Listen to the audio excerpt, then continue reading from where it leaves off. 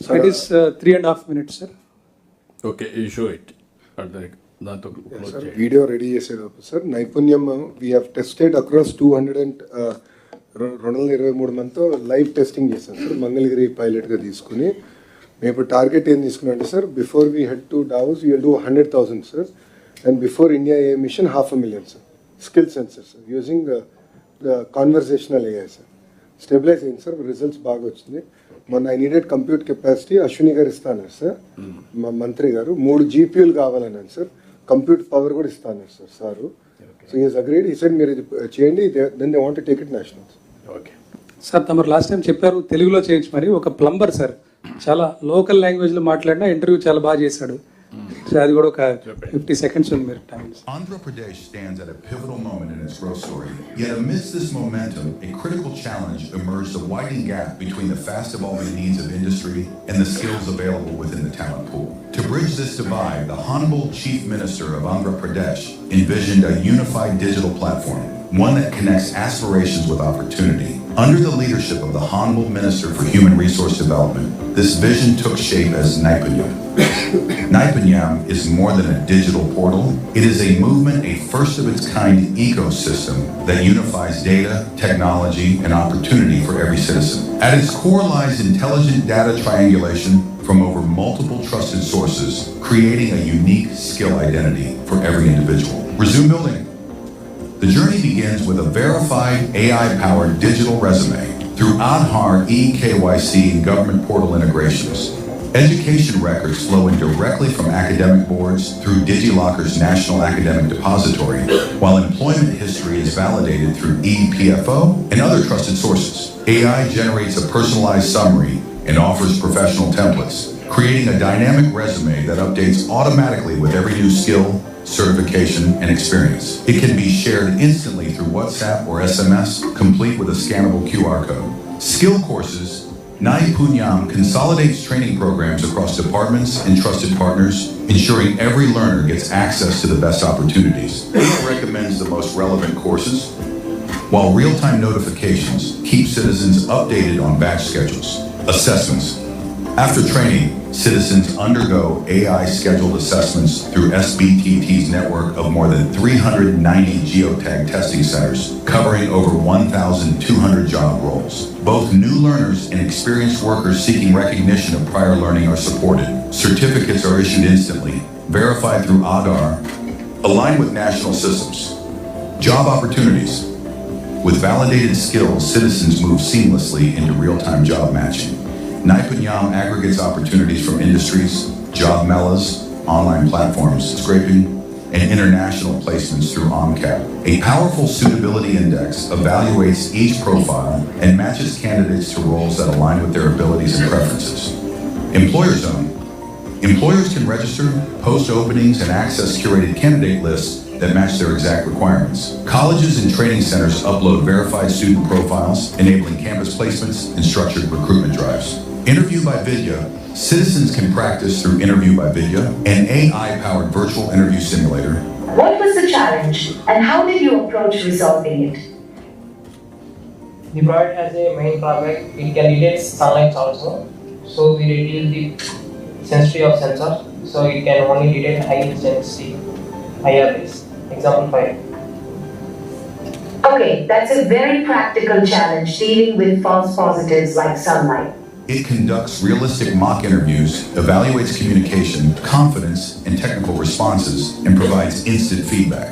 Based on performance, Vidya recommends targeted courses that strengthen the candidate's readiness. Services.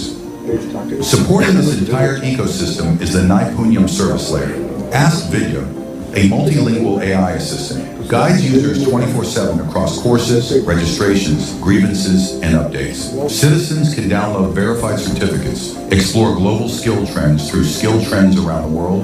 The Future Readiness Index uses analytics to predict emerging skill demand and prepare the state for tomorrow's jobs. Naipunyam is more than a platform, empowering citizens, enabling industries, and accelerating the inclusive growth of the state. అది ఒకసారి ఆ ప్లంబర్ది 30 seconds పెట్టరా తెలుగులోది.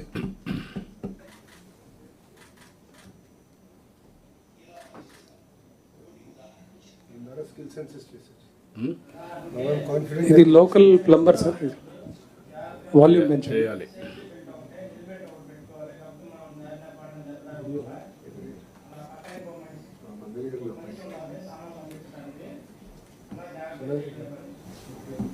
Volume పెంచాలి. First నుంచి play చేయండి అమ్మా, కొంచెం first నుంచి ప్లే చేయండి, వాల్యూమ్ పెంచండి. ఫస్ట్ నుంచి ప్లే చేయండి.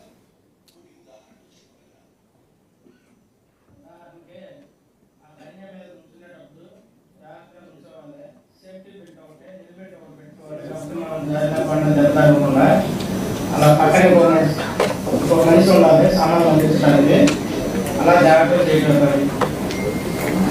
సరే, మీరు భద్రతా చర్యలను అమలు చేయడం గురించి బాగా తెలుసున్నారు.